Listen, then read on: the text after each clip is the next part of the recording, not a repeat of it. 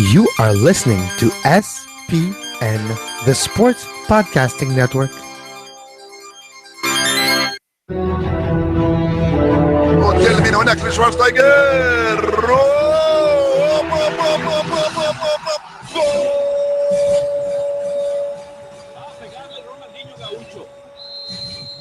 Ya lo hace, pierna derecha, directo al arco, golazo, golazo, golazo.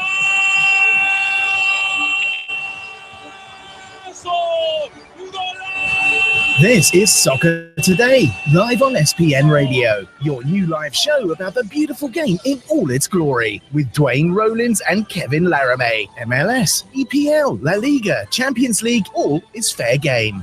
Powered by the Sports Podcasting Network. Visit us at sportspodcastingnetwork.com. Welcome to Soccer Today. It's Monday, and have you all recovered? I don't know if I've recovered yet. That was a lot to absorb yesterday, particularly here in Canada, where we had a historic high water day, I would think, for Major League Soccer in this country, with 2 wins, particularly the one in Toronto, which, of course, 2 in 1 week after none in 10 years. That's quite the change of pace. Yeah. We have Paul Tenorio on the line to talk about this from 442. Paul, how you doing? I'm doing well. Thanks for having me on, guys. Yeah, we're going to do a bit of a round the MLS, as I said, and we're going to focus a lot on the playoff games, the 4 games that just happened. But before we get into that, I always like to give a little bit of time to the teams that are out of the playoffs this early on, and sort of I'll ask you a general question to start. Of the 8 teams that didn't advance to continue on to play, which of those 8 teams was most disappointing for you that they're not in the postseason dance ball?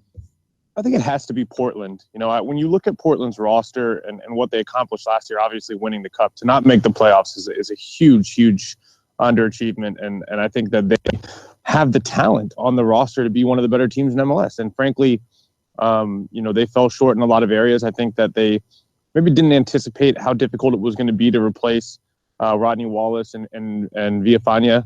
And I think that really became an issue for them early in the year. But as they started to make adjustments and add some people in the summer window, I thought, okay, maybe they'll get back to playing up to their standard. And they just couldn't get any wins on the road, and that ended up doing them in. I mean, to see them go out the way they did in Vancouver with so much on the line, I think just speaks to the way the season went for Portland. So for me, Portland's number 1, and the second team would be kind of the same reason, New England in the East. I think New England has a ton of talent on the roster.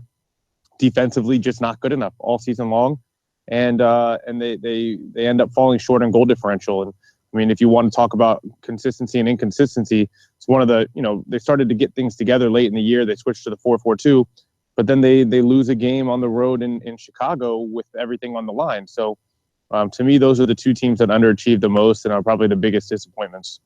Yeah, I think it's hard to argue with that. Vancouver you might throw in there as well. A team that you know quite well that you covered as a beat for a while. I want to get your opinion on where Orlando is going right now before we get into the playoffs.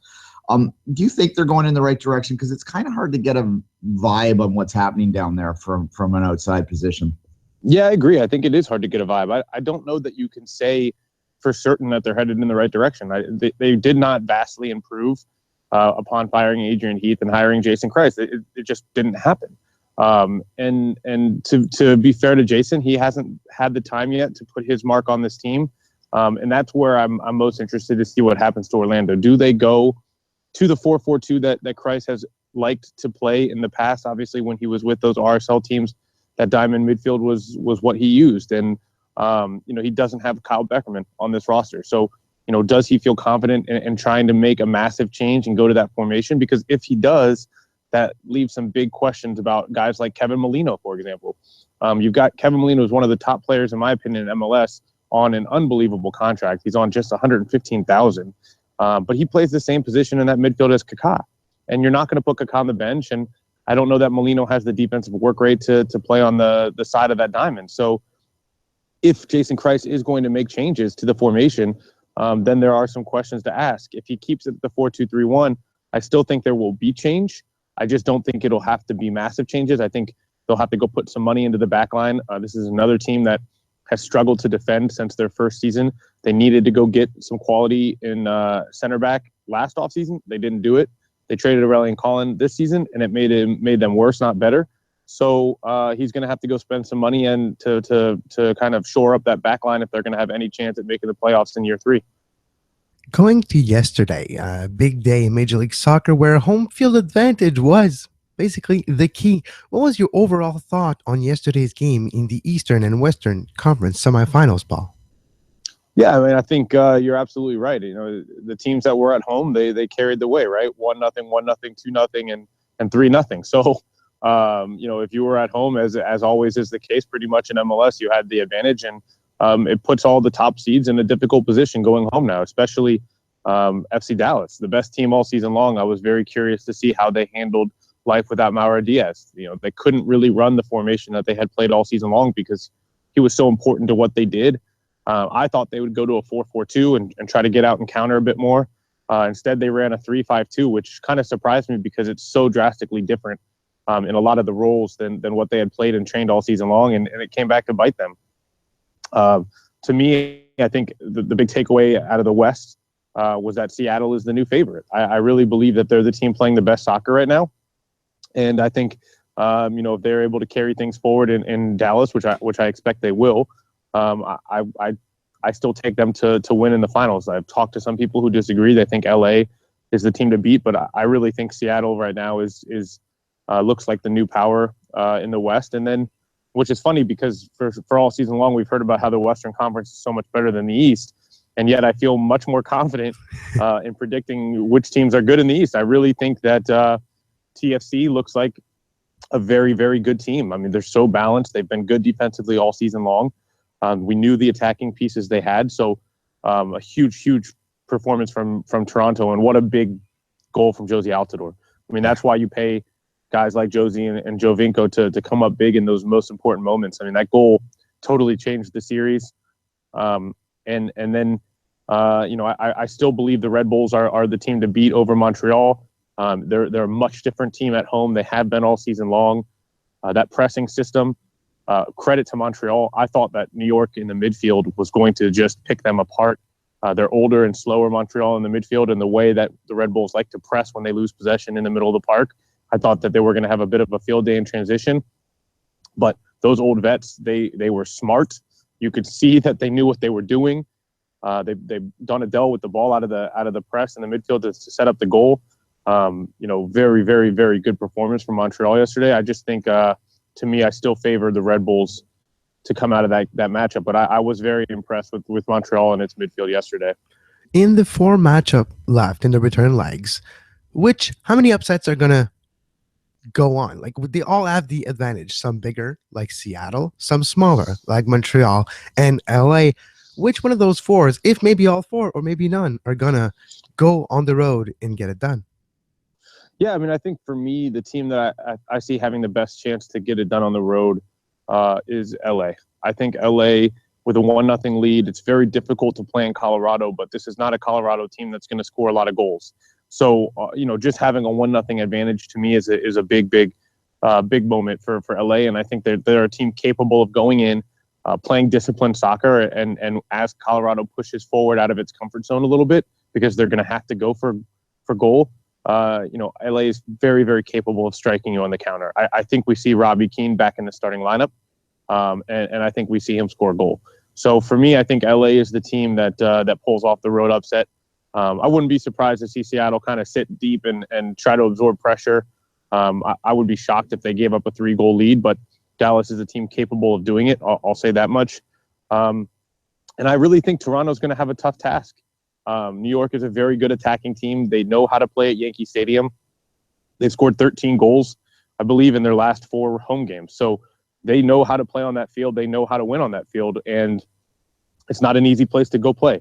But I do think as New York pushes guys forward, looking because they need so many goals, you know, you don't want to leave yourself susceptible too much on the counter with a guy like Giovinco. So, you know, that to me is why I think Giovinco will get a goal and Toronto will be able to hold that lead. So for me, the only one I see getting the job done on the road is LA. Fair enough. Let's turn our attention to NYCFC a little bit and looking at yesterday's game. I was a little bit surprised by the lineup that Patrick Vieira put out there. a little bit defensive, a little bit conservative, considering the firepower that they do have. You would have thought that he might have gone for that away goal, which is so vital in these playoffs. Were you surprised by the approach NYCFC took yesterday? I was surprised, but I do agree with it. And I know that others don't. I read Matt Doyle's piece on MLSsoccer.com thinking that it was a lesson that Vieira learned. Look, this has been one of the worst defensive teams in the league over the last 2 years. They struggle. They make mistakes out of the back constantly. And I think that Vieira looked at it and said, if we're going to have a chance in this series, we're going to have to be good in this game defensively. And for 83 minutes, they were. They were very good defensively. They made life miserable for Jovinko. He didn't have space to work.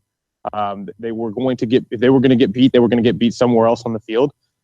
And then they make the mistakes that they've made all season long. They fail to clear a ball out of their box, and it falls to Josie Altidore, and he punishes them. But I can't fault Patrick Vieira for looking at the situation and saying, hey, if we can keep it at 0-0 or even 1-0 on the road here, I think we have a chance to win it at home because they've been so good and because they can score so many goals at home. So I understand what he was doing. That being said, I am surprised because it's the opposite of the mentality they played with all season long. They have been very much we are going to outscore you type of team, and that's worked for them. But I think, in a 2-game series, oftentimes, I think that's tougher to do. And so I think, he felt like if they could keep it close, that they would have a good chance. That second goal from Ricketts, to me, was a killer. It totally changes things. I mean, if you go back to New York thinking you need 1 goal or 2 goals, I don't think you're freaking out too much. Now you're looking at needing 2 or 3 goals to advance. So it changes the dynamics a bit, but I understand the mentality behind what Patrick Vieira was doing. Yeah, well, and the away goal, I think, comes for Toronto's perspective in that second leg is sort of, I think, their goal. Go in and get 1, and you assume you get the job done there. I want to turn attention to the final game of the day, and obviously the shocking result, although Seattle, as you said, is on form. I don't think anyone expected 3-0, though. Well, what exactly in your mind went wrong for Dallas, other than the injuries? Well, I think it was a 10-minute stretch there where they just played poorly. And, this is a team in Seattle that's capable of hitting you quickly and efficiently. And that's exactly what happened. To me, the big difference is that Seattle, we've known what their top players can do, right? We knew that Lodero was one of the best players in the league since he's arrived. Jordan Morris has shown that he can be a very dangerous professional striker. The pieces that have been missing for me with Seattle is at times their complementary players, who I think are good, strong players, have been a bit disappointing or have been a little bit too inconsistent. And I think to get Jovan Jones playing the way he played last night, to get goals from Nelson Valdez, it takes the talent of Seattle and it shows what they're capable of when all of that talent is working together. Now, when it comes to Dallas, I agree. I never would have expected 3-0. I think they are a very, very balanced, organized team. Oscar Pareja is a very strong coach. And for me, it was just kind of a meltdown. I think they could have responded better after the first goal. Instead, they kind of crumbled a little bit. And in this game, you crumble even for 5, 6, 7 minutes, and that's the result. So very, very difficult task. And it's crazy to think, in this game, as beautiful as it is, you enjoy one of the best seasons in MLS history, and you have 10 bad minutes, and you're looking at, exiting the playoffs earlier than anyone anticipated. When you look at what's going on in Montreal, Paul, you do see Matteo Mancosu making everybody forget about Mr. Didier Drogba. What's your thought on that situation, and most of all, the performance of the Montreal Impact in the play-in and in the playoffs? I totally agree. I mean, I think Mancosu's been just tremendous in the playoffs, and he needed to be, because if you're Biello and you make the choice to bench Drogba, to me that's the ultimate sign of confidence in a player, and I think Mancosu recognized that.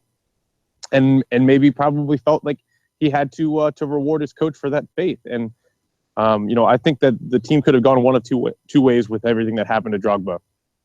They could have collapsed and allowed the drama to consume them, or they could use it to come closer together and allow it to be kind of a galvanizing factor. And I think the latter has happened. This is a team I felt was playing better without Drogba on the field late in the season anyways. And now we've seen, when they have these pieces working together, they can be very good. I really feel that Montreal has a type of system that can work well in the playoffs. They like to sit deep and defend and get out on the counter. If they can get Piatti isolated one-on-one, if they can get Oduro isolated, they're able to make people pay. And the last factor was just getting Mancosu to be the finisher, and he's been able to do that, and we've seen the results. And now it's going to be probably their toughest test, I think, of the playoffs so far, to go to New York with the way the Red Bulls like to play and be able to survive there. And it's not going to be easy. I think New York will be pressing high as they always do, but if Mancosu is able to keep finishing his chances, 1 or 2 chances a game, to just get one, that's all they need of him. And I think he's been very, very good in the last few games. Jesse Marsch, coach of the New York Red Bull, having had the opportunity of stability with the Red Bulls and able to have time to construct his 11, his 18, and construct the playing style, has had tremendous result over the last 2 years. How impressive have the Red Bulls been for you, Paul, with not just Jesse Marsch, but the entire squad as well, which for once, it's not one player and the rest of the team. It's not a Thierry Henry and company. It's a New York Red Bulls team. Yeah, I agree. I think, when they made the decision, when Jesse came in and Ali Curtis took over, that they were losing some big talented players, right? Cahill was leaving, Henry was leaving. And you had 2 choices at that point in time as an organization. You either continue down the same path and look for a designated player, or you go kind of the opposite direction and go young and cheap. And really, they've relied on domestic players a lot as well. Guys who know the league, who are familiar with MLS. So, it's been a real credit. I think you build teams around guys like Dak McCarty, who to me is one of the best defensive midfielders in this league, hands down. They went and got Sasha Kljestan on a good number, and he's been very productive. And then Bradley Wright Phillips, who is to me one of the more underappreciated players in this league, despite his goal scoring record. So, you've got to give kudos to Ali Curtis and the way they've gone about this. I mean, even early in the season, I felt like the one mistake they made in the preseason, I saw them play in the preseason down in Orlando, and it was very obvious that they did not have enough talent at center back. I think they thought they could get away with it for a while. They had Gideon Ba that they brought in. Some injuries happened. Well, very quickly they went and solved that problem. They went in the league. They went and got Aurelian Collins. So, you can't say enough about the moves that they've made that shored up the back line, and they were able to bounce back from that 1-6 start to finish atop the East. So, it's been a very successful tenure for Ali Curtis and for Jesse Marsch as well. Paul, I have a listener wants me to, we'll move away from the playoffs for a final question here. A listener wants me to ask you to get your opinion on where you think Kyle Larin is going to be playing next year. It's a great question. Look, it's one of 2 ways. I think I've heard that there's definite interest from overseas, obviously. I think the game-changing bit there is that Kyle is the type of player that can be successful in the Premier League because of his size, his physicality, and his speed, and obviously his finishing ability. So, why is that a game changer? Because the money that's involved in the Premier League is so much more and so much bigger than the rest of Europe. You get 1 or 2 Premier League teams interested, and that number goes up. That matters because Kyle Larin, as a Generation Adidas player, he is owned partly by the league. If Orlando City transfers him this offseason, they will only get 50% of that transfer fee. If they wait until after next season, they get 67% of the transfer fee.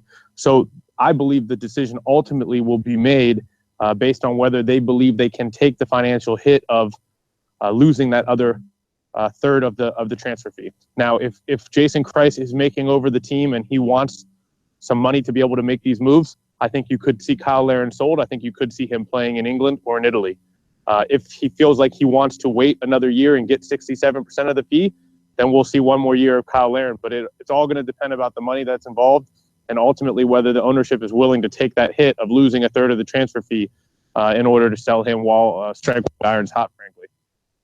Fair enough, Paul. All right. Anything happening at 442? You want to give us a promotion before we say goodbye? Yeah. I hope everyone, is always checking out 442. You can follow us, 442USA on Twitter.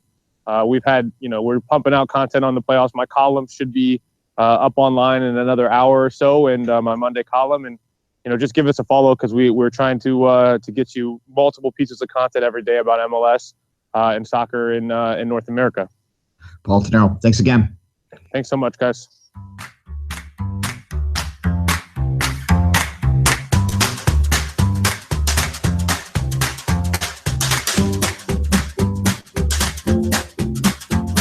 You are listening to Soccer Today, live on SPN Radio.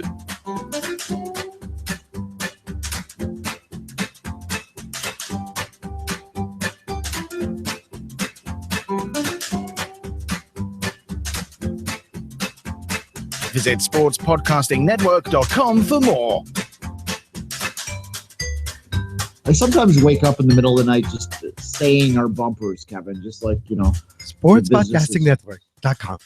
Yeah, I can do the intro and I sometimes sing along to it. It just like comes out of my head automatically, the whole intro, because I hear it a lot. Yeah. Like, that's okay. Well, exactly. At least for 10 minutes every week almost. But Duane, you had something on the docket for today. The away goal rule, is it the best, or how to deal with it? Since MLS have adopted we have to say, almost every goal seems to be a little bit more either meaningful and meaningless at the same time.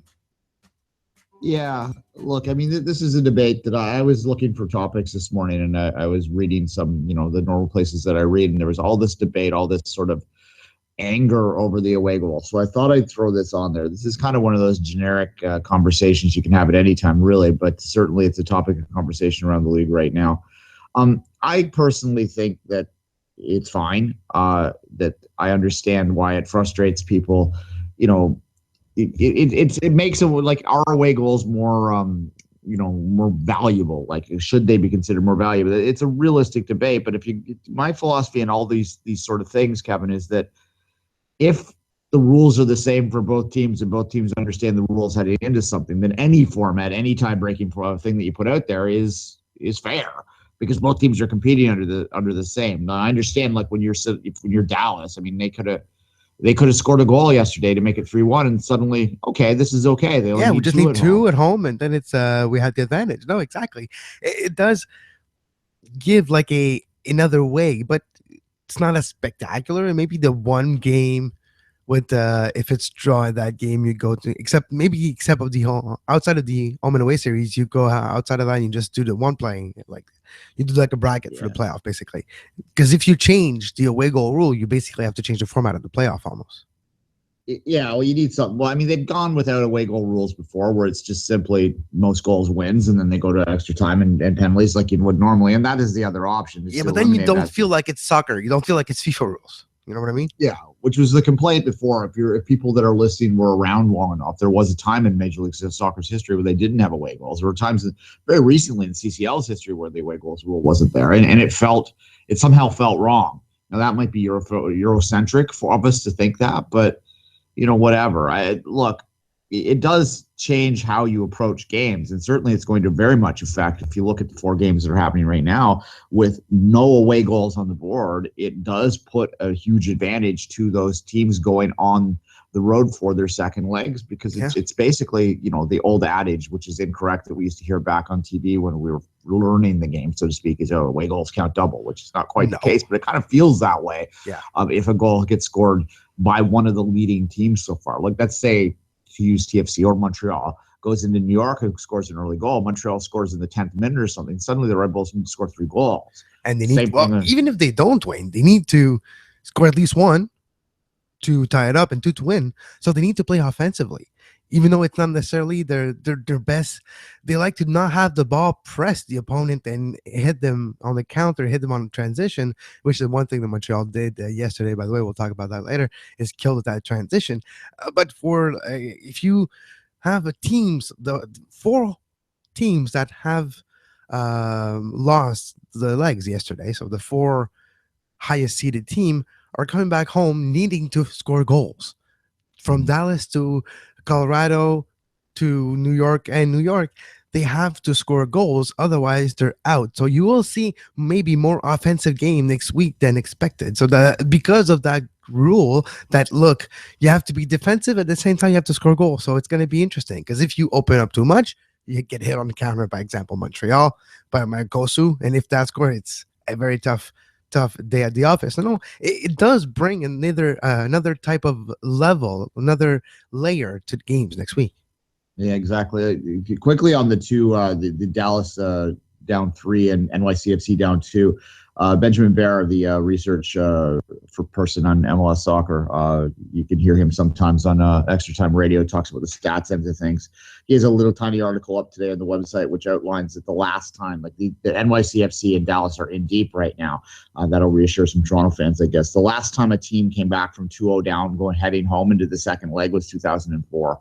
And it's never happened at 3-0 down. And he goes on, if you want to go to the website, you can find it there. It's on the main page right now, and it sort of outlines the last time there was a major comeback. I actually remember that game, San Jose or LA. It's one of the most famous games in the history of MLS, one of the last comebacks from the 2-0 down. So, yeah, I think about it from a TFC perspective, the away goals rule, and that's got to be their goal heading into New York. And this is why I think, and we'll talk about this a lot more in a minute, but it's why I think Toronto fans have to be fairly comfortable with that second goal. And that Ricketts goal was so vital is because now really you score one down there, and I think that's going to be enough. And I think Toronto has the firepower to do that, but we'll talk more about that in a minute. In general, you look at the Dallas situation, and here's another you can have this conversation anytime, but it's pretty relevant right now. Is it fair that we determine a champion with playoffs in Major League Soccer? Is that the way to do it? True. It's not, fair is not the right idea. Does it get people excited? Well, it's the only thing we have seen. It's the famous North American sports mentality meets the rest of the, not the rest of the world. That's not fair. Meets the European. Let's just meet the world of soccer sports mentality. There's a clash, and you have type of soccer that we have, but it's not the only league. There's an ESL, there's USL Cup. Basically, North America is that way. So I don't know if it's fair, because it's a shame that Dallas, 7 minutes of hell in Seattle, basically, and they got caught 3 times in 7 minutes. And to finish off, Lodero Nutmeg, the keeper, to score the third goal, which is the one that really breaks FC Dallas's fans' heart, because they have to go home and score 3 to tie, 4 to win, or 3 to go to extra time. So it's going to be a tough day next week. But no, you're right. It's not necessarily fair for that team that had a great season overall, academy products performing well on the team, the regular season, and getting that team to have the most amount of points in regular season for the Supporters Shield. It's a shame that, they laid an egg yesterday for 7 minutes, because it's 7 minutes of hell. Outside of that is 0-0. Yeah, and look, you mentioned it's not just North American sports that do playoffs too. You see them all over the world. Australia does it. You see it in Mexico. You see it in some of the South American. It's not that weird, folks. It's just not in Europe when we're talking about football. I have never bought into this idea that somehow a single table is a quote unquote better way to determine a champion, or a more pure way. It's just a different way. There's all sorts of things that can happen over the course of a season that are just about as much about luck. They're just not as dramatic at the time. Like, you can have a team that has a run of injuries in the middle of the season and loses 3 or 4 games, and that takes them out of a single table race.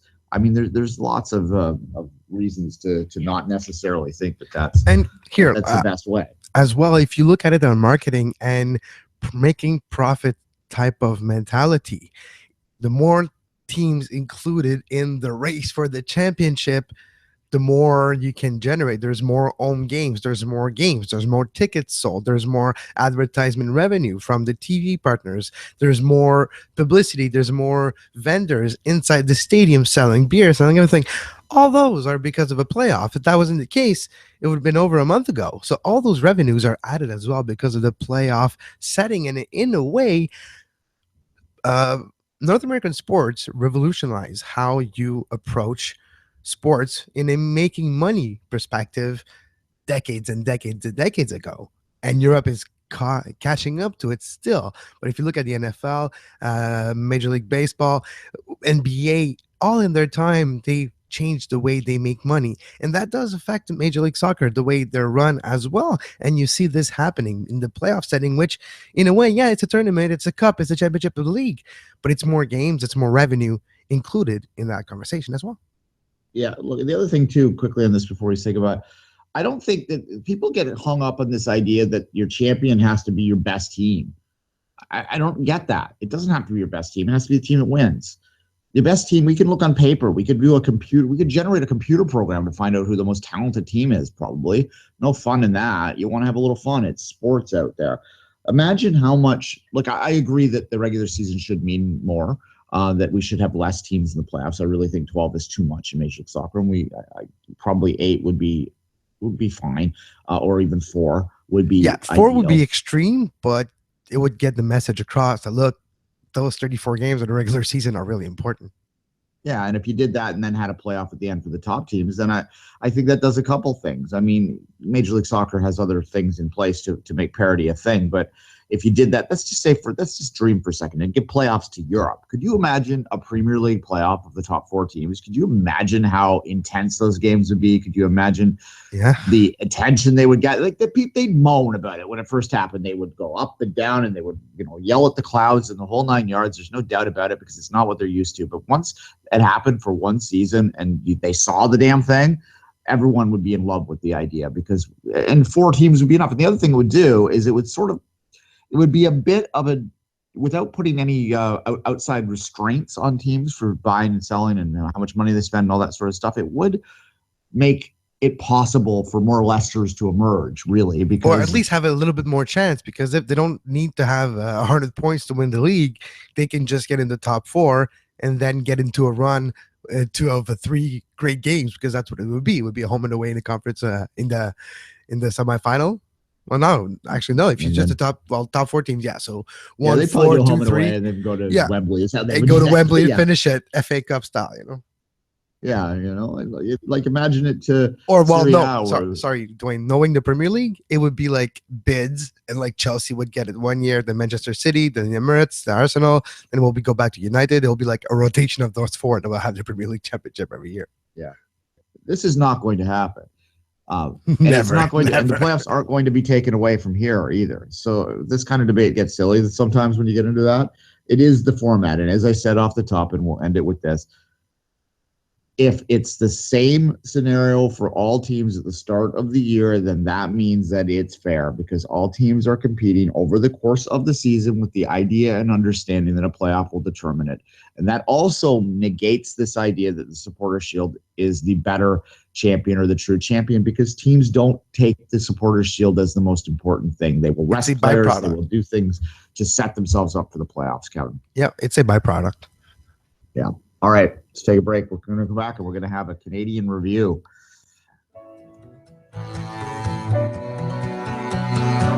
The Canadian review on the Two Solitudes Soccer Podcast.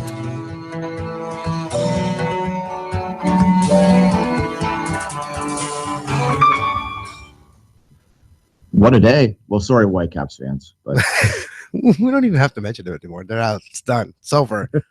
The wound is exposed, and now they're just healing. If you're looking at yesterday, Duane, 2-0 Toronto at home, 1-0 Montreal. Was it the greatest day in Canadian soccer history, Duane? Well, no. Okay. So finish with, I'm done with the hyperboles.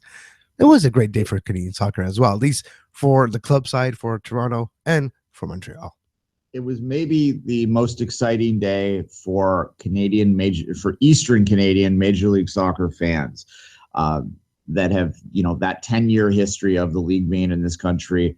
There has not been another day, another peak atmosphere that we would have seen out there. Let's start with the Impact game, because it was the first game of the day. Yeah, before we move on to that game, Duane, I have to say something. I might be jinxing the whole thing right now. I don't know. Can you imagine if Montreal gets a result in New York? If Toronto gets a result in New York, well, there will be a Canadian team in the MLS Cup final. It's that simple. Yeah, it's certainly never been more likely that's something. And between the two of them, both up heading into a second leg of an Eastern Conference semifinal, if they both were to make it, obviously it's guaranteed. If one of them makes it, I think they both would be in with a chance. Montreal's style, I think, would work quite well against NYCFC. If that upset happens, or sorry, I'm going to call it an upset now. If Toronto loses loses from 2-0 down, it's going to be an upset, or 2-0 up. It's never been more likely, and I can just only imagine the franticness within MLS head office when they're trying to figure out what they're going to do, how they're going to somehow get the spot and give it to the Galaxy. TFC, yeah, exactly. We will have a Two Solitudes derby in the Eastern Conference final if both teams can get a result next week. Yeah, I do have a wager in mind, Kevin. If we'll have to talk about it a bit, but I think it will involve some form of if the Two Solitudes derby happens in the Eastern Conference final, there I think would have to be some kind of like scarf holding up or something that would have to happen for some kind of wager. And yeah, we'll talk about it off air. We'll see. Yeah. I might need to wear gloves, but yeah. I think people might like that. I haven't done a bet on air in a while. Last time you had to wear a tutu and dance, no? There was a dress involved. Yeah. There's also a photo. I'd like to deny this one even more. There's also a still of me wearing a Manchester United jersey too. So there you go. Oh, I think you're still itching from that one. Yeah, that one I'm not happy about. But yesterday, Duane, let's just speak about Montreal back for a second. 1-0, they got that opportunity. Great ball to Donadel, to Mancosu. That ball is just perfect. It bounced once, then it just laid at the perfect height. Mancosu did not even have to stop running. Did not even have to change the speed of his running. Did not even have to stop and wait and adjust. No, just went for it. Perfect. It's like the perfect timing. It's like if you had to script a movie to make a goal look perfectly, that's how you would put it. And it was put top shelf. No way that Robles could save it with the power, with the height, with the dip. One of the nicest shot I've seen ever. And it would be considered a volley, basically, technically, too. So just a great goal. Oh, no, yeah, you half volley anyway. Yeah, I don't think they do goal of the week in the playoffs, but if they do, there's no doubt that was the best goal of the round yesterday for sure. And to me, would be one of the better goals of the year that I've seen in terms of the skill it was to keep that ball down. Because most players, even most pro players, would sky that thing over the bar, right? Like, especially with the weight that he put on it, the force on it. It would just skyrocket, like it would got out of Saputo. But this, like the bend, the speed, the dip, the rotation on the ball that he created on just that one touch. It's a one-touch play. It's crazy. Yeah, Colin's reaction to it is like he just throws his hands up like, like how did that happen? What do you want to do? What do you want to do? Yeah. Bordel, qu'est-ce que tu veux que je fasse? That's what he was saying. There you go. Yeah. Well, there wasn't much I think he could have done. He actually marked him fairly well, which was all the other reason, all the more reason that it was one of the best goals that you'll see in a while.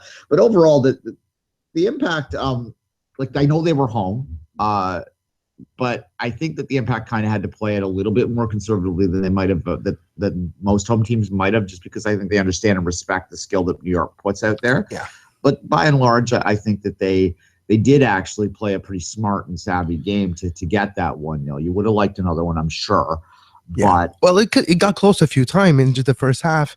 A great play again by Donadel. Then they crossed the ball to Mancosu. Mancosu hits a header where the keeper came from. It's going in just past the post, a foot off. That would have been the opening goal of the game. Was so close. Montreal, one theory that I had, and I asked Dominic Arduro, like, Dom, you had a lot of the ball in the first half and beginning of the second half. It's like Montreal was over-focusing on the right side. When then I was thinking, why could that be? Probably to make people forget about Piatti, because when he's overused, overexposed, he's overmarked. Maybe let him blend in, not use him for a little while. Focus on the right side. Focus on the Arduro-Kamar Lawrence battle, which was a great battle all game long, and Montreal felt they had the advantage with Arduro, with his speed, to maybe take advantage of Kamar Lawrence. It got close a few times. It wasn't necessarily a success. Some of them failed, like Dominic Arduro mentioned. You can listen to Dominic Arduro's comments on Off the Woodworks. But it's interesting to me that maybe to save Piatti for the second leg, to save the left side with Oyongo as well, maybe you use a lot of the right side at home, still try to get the result, and then you go next week with a Piatti that hasn't been overexhausted in the first leg. Fair enough, yeah.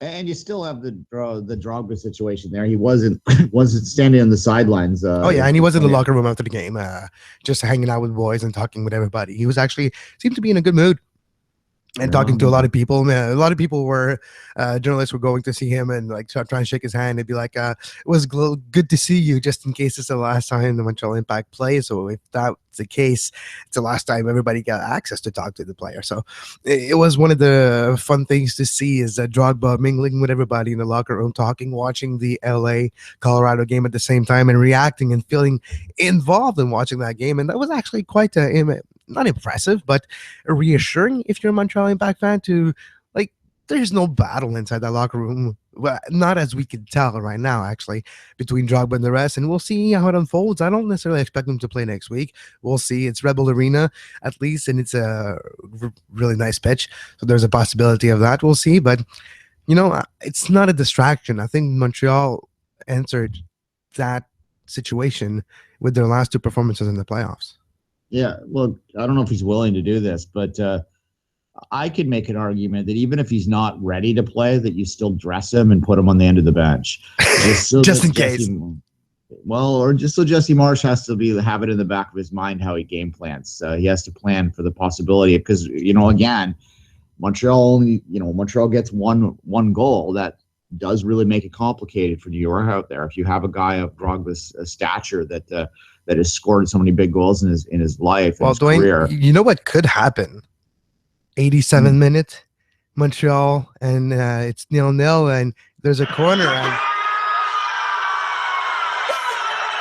that's possible, Well, yeah, I mean, hell, you think New York could be up 2-0, and really, Montreal scores a goal and they win the series, right? Like that's the nature of the away goals, as we just talked about there. If you have that weapon on the bench, to throw him on, even if he's able to do 10 minutes, it would still be, I think, maybe something to think about. You throw him out there. Like if you're down 2-0 with 10 minutes to go in your season, and you need a goal to advance, then you're just all hands on deck, right? At that point, you're throwing Bush up front then too. But knowing Drogba, Duane, not personally, but knowing his story, his career, the way it unfolded, the way he had great moments when not expected performances when he was not informed, then he comes out of nowhere and scored a winning goal. And it would be fitting for Didi Drogba to maybe finish his career.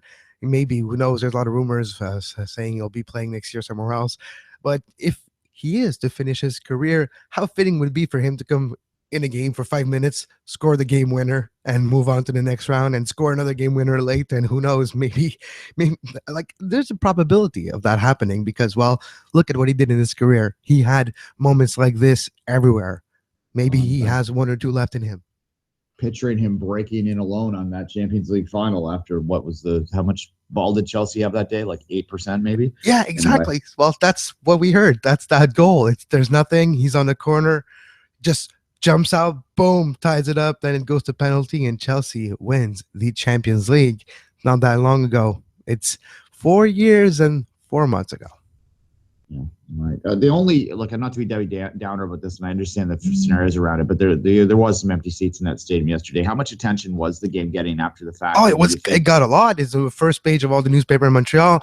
15,000 tickets, 15,027 to be precise. But Duane, 2-day turnaround for general public sale for tickets for that game. It's tough to sell when you think about the Montreal Impact. They have between 8,000 or 9,000 season tickets, if I'm not mistaken, for this year. So they did have an opportunity to do a pre-sale to those members or reserve their tickets. But for the general public, they had 2 full days, a Friday and a Saturday, for the marketing and ticket sales team to turn around and sell those tickets. 15,000 in a way means that they sold about 9,000, 8,000, 7,000 in the last 2 days before the game, which is not that bad considering all that's going on in short-term notice to get people to free up their schedules. Yeah, well, no, that's why I was bringing it up, is to allow that to be put out there, because 2 days turnover is exactly why it is very difficult for Major League Soccer teams to sell out playoff games often, is because they have a season ticket base, these clubs, but even some of the season ticket base are often people that buy the tickets because they like to go out for nice days in the summer, and they're not necessarily going to be engaged to go back on a cold day. But I think that they did pretty well for that, and there's no doubt that if Montreal advances to a conference final, especially since the likely Duane, the most likely opponent is going to be Toronto at this point, it would sell out. And you hear it first. It won't be at Stade Saputo. It would allegedly, I've been told yesterday, they would be at the Stade Olympique on November 20th. If Montreal happens to make it to the conference final, would it be Toronto, New York? It would be on November 20th. First leg would be in Montreal because Montreal is the lowest seeded team remaining in the playoff as we speak, and Montreal would be the first leg. It will be on November 20th at the Stade Olympique. So no, we won't have a sellout, but you might have more people than at Stade Saputo or not, depending on the turnaround. But I have a feeling that if Montreal gets there, the floodgates of marketing will be open. TV spots, radio spots, web spots, everywhere to galvanize the luckily they have 2 weeks until that game. Well, technically 2 weeks, about 11 days, 12 days of you can actually turn around and sell tickets, but it would be at least a little bit more time to get more people involved in the Big O, Stade Olympique. And I can tell you right now that if that might actually be good news for if it is Toronto in the final for the Toronto traveling fans, because they could probably release a few more tickets to the TFC fans if they were so inclined. We get them anyway if we figure out a way. So you might as well release them to us Impacts. At any rate, I don't necessarily agree with that. By the way, a lot of people up here talk about, should they move a championship game or an Eastern Conference final to the Skydome? And I'm like, no, you stay in your own stadium. And I don't.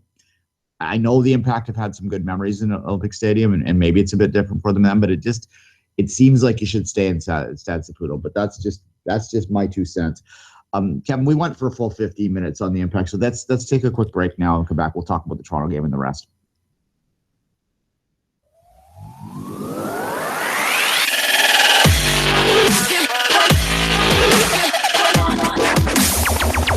You're listening to Soccer Today on SPN Radio. You can find the on-demand version of this very show on iTunes, Stitcher, Feedburner, Podbay Player, Podbean, anywhere you get your podcasts under the Sports Podcasting Network feed. Subscribe to our YouTube page to make sure you never miss a live show talking about soccer today, the MLS post-game show, open lines after dark, 5 rings daily during the Olympics. Make sure you subscribe and give us a follow on Twitter at SportsPodNet and like our Facebook page, facebook.com/Sports Podcasting Network.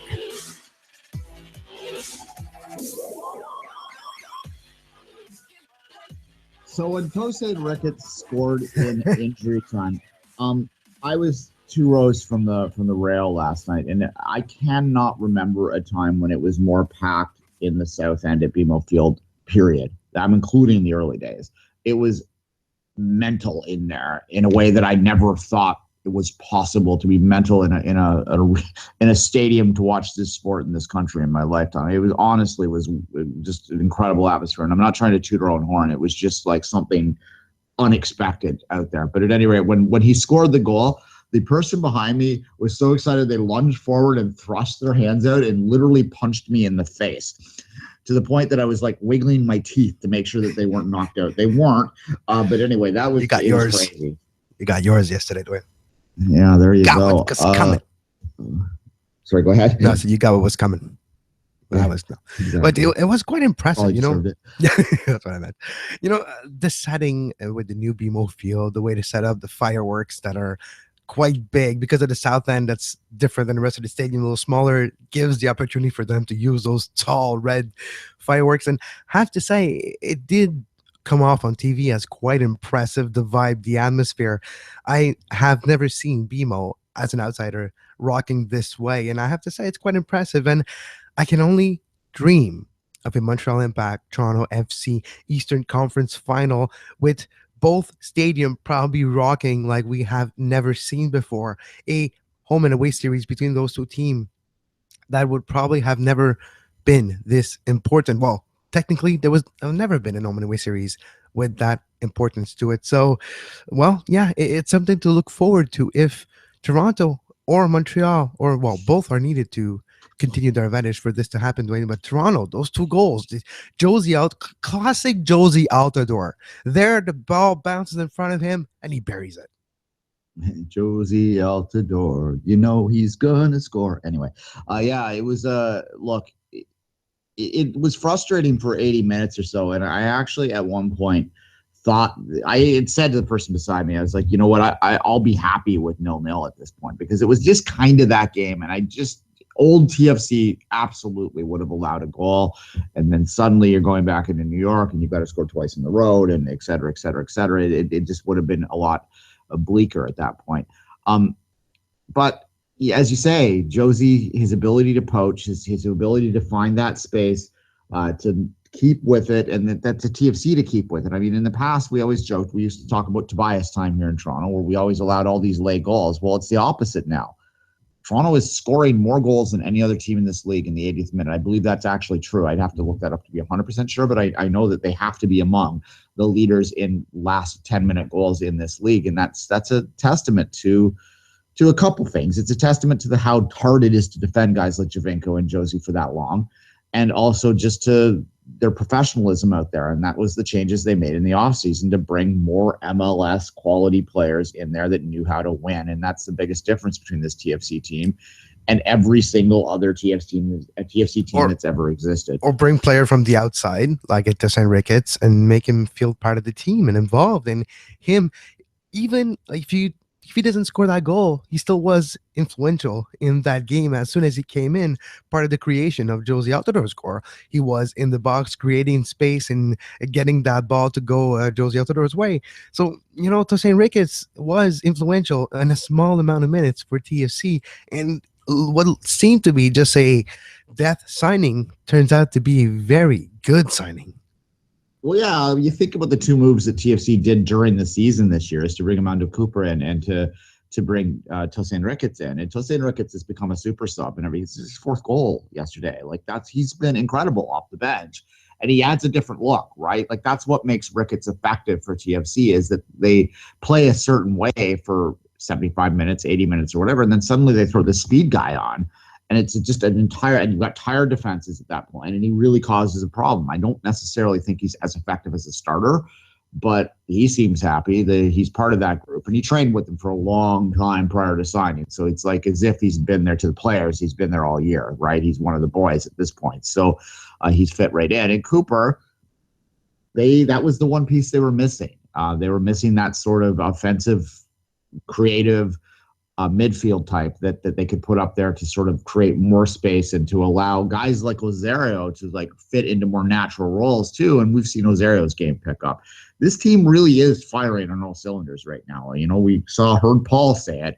Others have said it too. Like, it is hard other than to look at the history. And I say this all the time. It is hard to look at TFC and go, it's hard to imagine them not to call them amongst the favorites with the joint favorites anyway, right now in the East.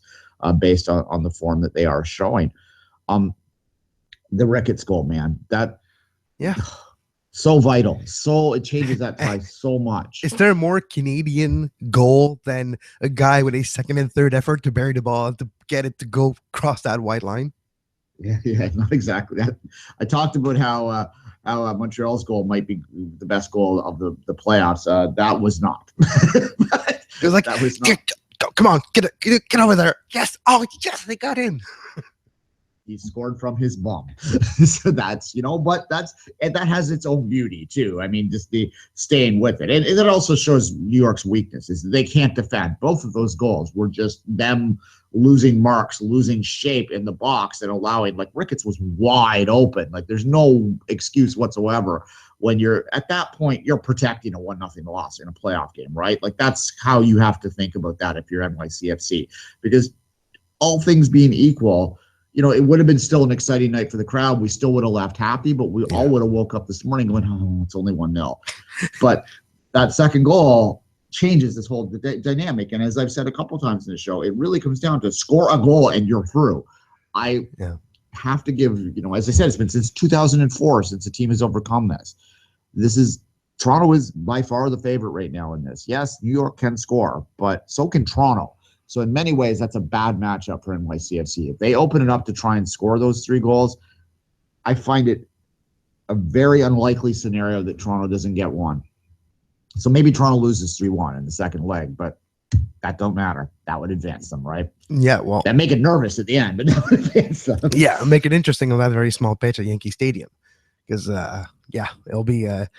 You would think that it would take in the advantage of the Yankees not playing in the postseason, especially not in the World Series, to extend the size of the pitch and use all what's available, because you can remove the whole dirt and just put it back next spring. But no, it's the small field. It's the very small field that Toronto FC will be playing on their second leg. Just speaking of NYCFC quickly, Duane, Vieira, the way to put the backup keeper there, to not put Lampard, no Pirlo's injured. He's not even sure if he will be playing next week. They're going to wait for result of x-rays. But it's interesting the way NYCFC set up for that game. Yeah, they were playing for the 0-0, which is a really dangerous thing to do when you're NYCFC. This is not a team that defends. I mean, you look at their record. This is a team that scores, and I don't understand it other than just sort of looking at it, like overthinking it. I think Vieira's done a very good job, but I think he overthought it that night, and they really should have gone out to try and score a goal against Toronto because Toronto has been vulnerable at the back. Villa was basically invisible for most of the night, other than when he was kicking people. We'll see what happens there, but Yes. I don't think much will happen there. Yeah, I don't think no exactly. I mean, if it was a regular season, he'd get a game. There's no doubt, but it's not, so he probably won't. We're Canadian. We understand how that works, NHL playoff discipline and all that. So yeah, it was just a strange decision that way. But look, I think that we also have to be careful to not overthink the other side of that. Yes, New York's tactics were a bit strange.